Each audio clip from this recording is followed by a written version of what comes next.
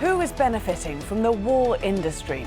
The US remains the world's dominant weapons dealer despite a fall in sales. Western European countries sold more arms. And who is buying? This is Inside Story.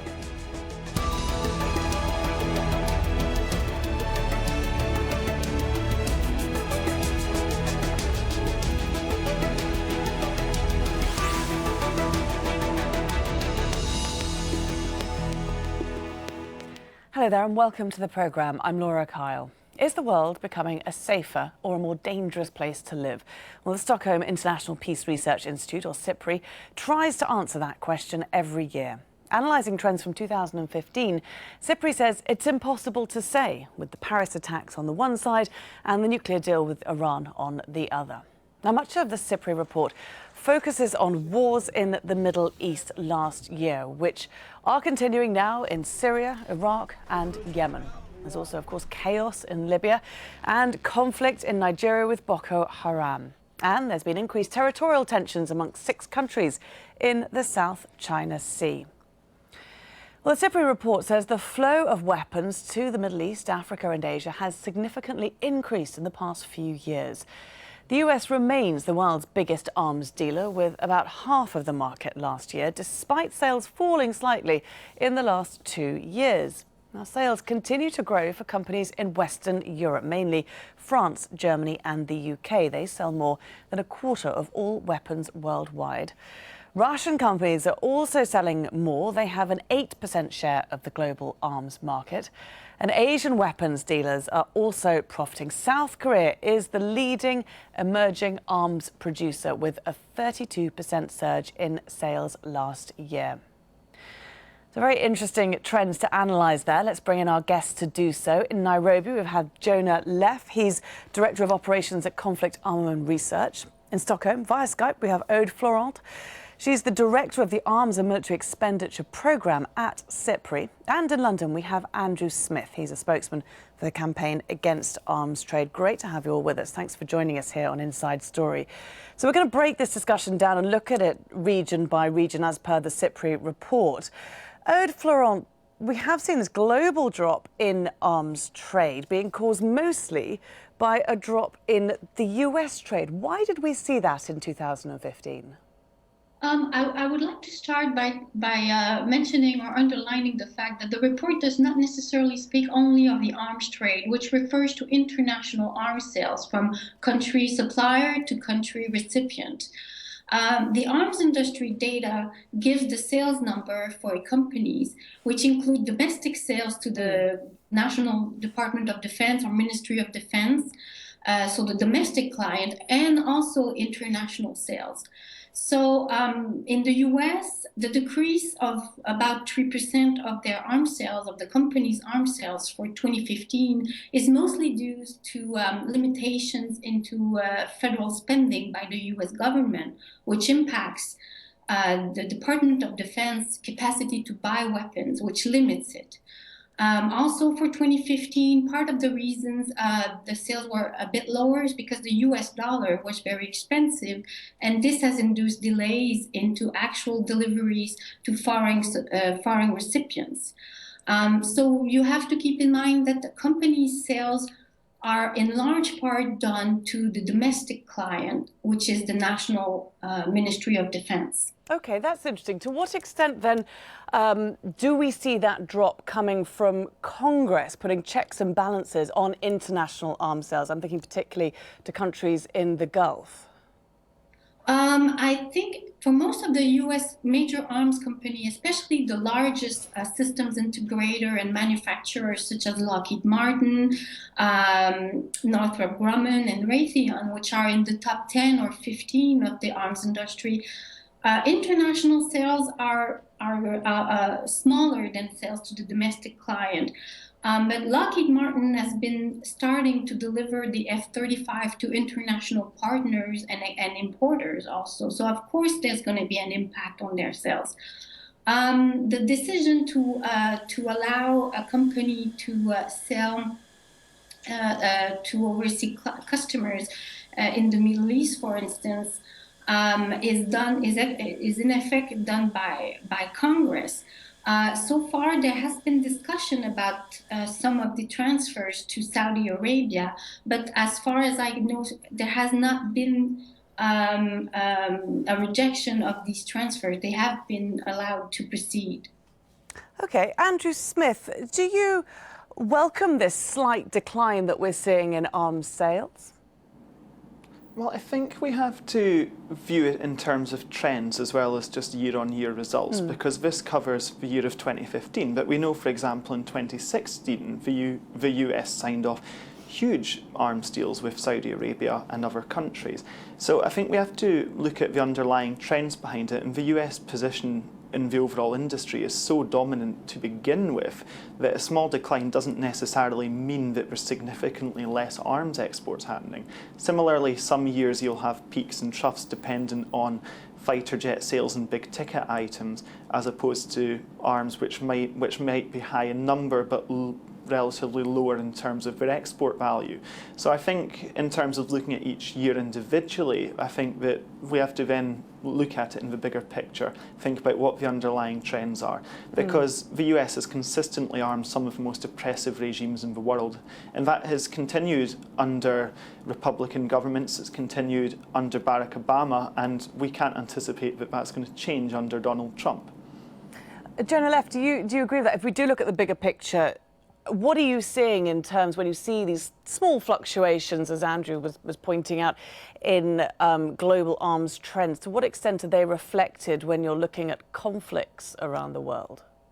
Yeah, well, first I should preface by saying that my organization, Conflict Armament Research, we track the trade of illicit weapons in conflicts, which provides an interesting and probably fairly reflective cross-section of what's being sold in the legal trade. So having said that, in the conflicts that we work in, I agree with Andrew in the sense that I think just looking at 1 year, in this case 2015, really doesn't necessarily offer the whole picture.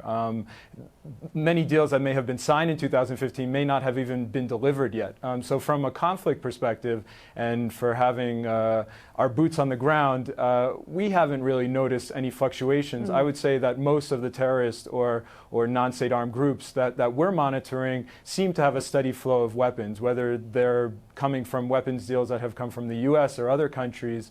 We haven't seen any real change in that sense. What sort of weapons, Jonah, do you see ending up in conflicts? Well, it depends on which conflict you're talking about. The work that we do in Africa, there tends to be a lot of Chinese weapons. These are coming into governments in the region, sub-Saharan Africa, that have just bolstered their defense spending and are looking for cheaper weapons and sometimes surplus weapons from Eastern Europe. In the Middle East, where we're working in Iraq and Syria, certainly there's weapons, newer weapons coming from Russia and Iran. These most likely have been supplied to the Syrian regime. On the other hand, weapons that ISIS forces have captured from the Iraqi government that derive from US supplies are in some cases US manufactured weapons, but also a lot of other weapons that are manufactured by countries such as China and other countries that make calibers that fit the region. It does seem as if the US is very aware of this. I'm just thinking particularly of the $1 billion arms deal that's currently stalled in Congress, arms deal that should be made with Saudi Arabia, but Congress is blocking it because it's saying those weapons will end up being used in Yemen by Saudi against civilians. So it does seem that the US is aware of these weapons being used in the wrong way. Well, yes, it's always an issue with the Congress and the Department of State with the licensing process. There's a difficult balance to achieve, I guess, for the decision maker and the lawmakers within the security relationships and the alliances, and also the impact of their transfers in conflict situations. This is part of, I think this is part of the reasons that these projects are often delayed in Congress, because they are the subject of a lot of discussions and a lot of questions. However, it seems to me, as has been mentioned earlier by the other participants, that most of these, several of these deals went through recently. But even if they would be voted this year, as was also mentioned by the other speakers, it will take a while before these are reflected into the arms sales of the companies as such. In the defense market, things take a little bit of time to show up in actual figures. Okay. So we need to follow these trends, and I agree with my colleagues that you need to look at this in a more long-term fashion. And I think if you're talking about conflict, you have to remember that even following 5 years of decline in the total arms sales of top 100 companies, the total arms sales are still 37% higher in 2015 than they were in 2002. Andrew, why are those arms sales 37% higher? I mean, as we've just heard, the old arms don't go out of circulation, they remain at large. So why do we keep seeing more and more arms being pushed out onto the market? Well, I think there's 2 points there. I think the first one, to come back on the point about weapons in circulation, and the point was made about the supply of weapons in war zones, and so much of that is because the lifespan of weapons is very often longer than the lifespan of a license. And when a weapon leaves these shores, whether it's in the UK, whether it's France or Germany or anywhere else, there's only so much control over what's going to happen to it, where it's going to end up, and who it's going to end up with. But in terms of the increasing demand and why there's been that increase, I think it will vary across different countries. But in the case of Saudi Arabia, for example, which is by far the largest buyer from the UK and one of the major buyers from the US, it's going to be largely driven by its bombing campaign in Yemen, which is having absolutely devastating consequences. But one of the reasons for this is not just to buy the weapons themselves, but to buy the political support which goes with it. Because when countries, whether it's the US, whether it's Europe, whether it's anyone for that matter, are selling the means to kill to a country, they're not just selling that weapon, they're also selling the political support which goes with it, and they're selling that extra legitimacy on the world stage. So I think that's been a driving factor behind it. But actually, a large reason for some of the sales is because a lot of the regimes, particularly in and around the Middle East, are buying up more weapons. And we are seeing the growing threats of conflict across different countries, whether that is in Syria, where Russia's been not just providing bombing for the Assad regime, but it's also been tooling up with weapons for years and years, or whether it's with Saudi forces in Yemen, for example. Andrew, what's your campaign against arms trade, your organisation CAT, what's its response been to the UK's arms deal with Saudi Arabia? Well, we've got taken a legal action which is going to the High Court next February, which is to look at the legality of UK arms exports to Saudi Arabia. We don't just believe that these sales have been immoral, we believe they've also been illegal. When you see UK arms export criteria, on paper it looks very strong and robust. It says that if there's a clear risk that weapons might be used to violate international humanitarian law, then an arms export should not go ahead. In Yemen, we've seen the devastation of civilian targets up and down the country. We've seen the bombing of hospitals, the bombing of schools. We've seen only last month the bombing of a funeral, which killed almost 150 people. It's been a humanitarian catastrophe which has been unleashed on Yemen, and unfortunately the UK government has been totally complicit within it. And in fact, while the bombing campaign's been going on, we've seen an increase in arms sales. UK bombs have been falling from the sky, being dropped by UK fighter jets and UK trained Saudi military personnel, and yet that hasn't stopped the arms sales. In fact, they've increased. We've seen over £3 billion worth of arms exports in the 18 months since the bombing of Yemen began. We have seen Western Europe's arms sales rise across the region. Jonah, we've also got the French arms industry looking very healthy, selling to Egypt and Qatar. I'm wondering to what extent we lose track of these arms in countries such as Syria, such as Iraq, indeed even in Egypt. Yeah, I mean, I think that this is one of the major issues that we come across in our work. I think certainly new weapons are entering conflicts, but I would say the majority of weapons that are circulating in conflicts are generations old that have either been circulating or in the region or have come across borders or by sea or by air. And many times, especially in Africa, a lot of the weapons that are being used in conflicts are legitimately sold to African governments here who are looking to purchase cheap weapons either from surplus stocks or from discount sellers. And these weapons are not necessarily accounted for properly, they're not stored properly. Sometimes they're diverted deliberately through corruption, but at other times stockpiles are looted. So this is a big issue that we've seen. The arming of rebel groups across Africa or terrorist groups in West Africa may not necessarily be ideological, but may also just be a result of governments having poor stockpile practices. And if I could just stay with that issue for 1 minute longer and take it a step further, I want to look at the link between the arms trade, whether legal or illegal, and poverty, especially in countries in Africa, where, for example, billions of dollars might be spent on arms, but they're not being spent then on infrastructure, healthcare, education, which of course is desperately needed. Yeah, absolutely. There's lots of money going into defense industry in Africa. This is a really relatively recent trend here. Over the last 15, 20 years, even governments that have very little money that can't afford to bolster their own service industries are bolstering up their militaries, and not necessarily to fight wars like they are in Somalia or in Mali, but just for prestige and power in the region. Okay, let's move on to South Korea. Aude, Florent, it was really interesting, I thought. We were seeing such a massive increase in military sales there, 30%. I know you mentioned at the beginning of the programme that it's not just international sales, it is domestic. Could you highlight a little bit more, or shed a spotlight a little bit more on South Korea as to why we're seeing such a steep rise in arms sales there?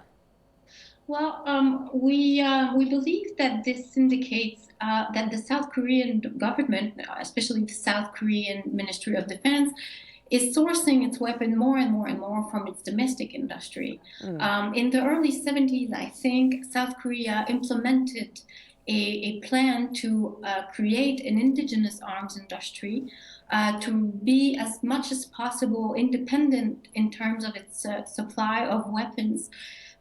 Because it is it has a high threat perception, not only because of the region and North Korea, essentially. In order to build this arms industry, it cooperated very closely with US companies and with Western European companies. And over the past 40, 50 years, they've built up this capacity, and now they're procuring their weapons from companies such as Samsung, Hanwha, and so on.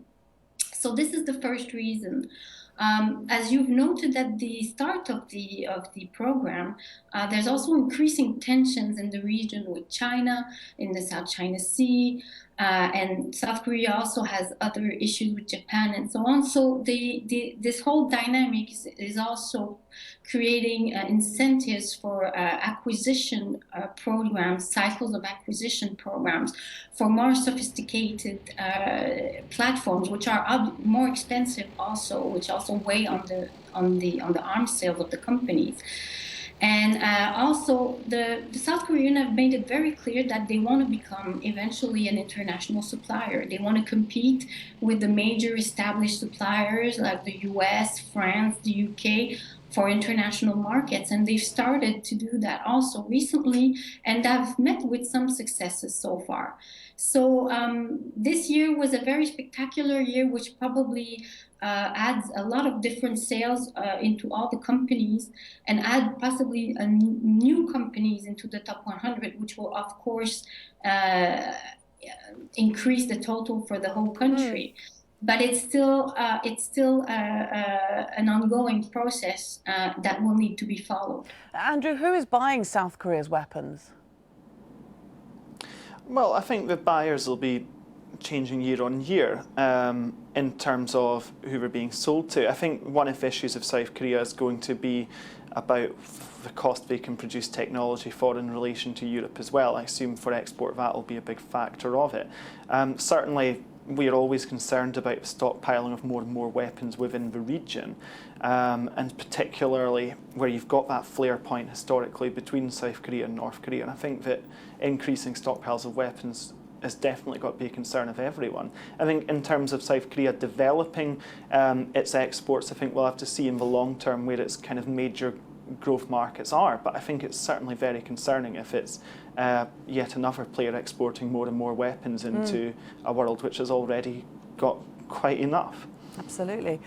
Jonah, another interesting thing to mention from this report is that China is missing from the list. We know that's because Cypri was not able to get enough reliable data from weapons companies there, arms companies there. To what extent do you see China fueling the illegal arms sales, the black market?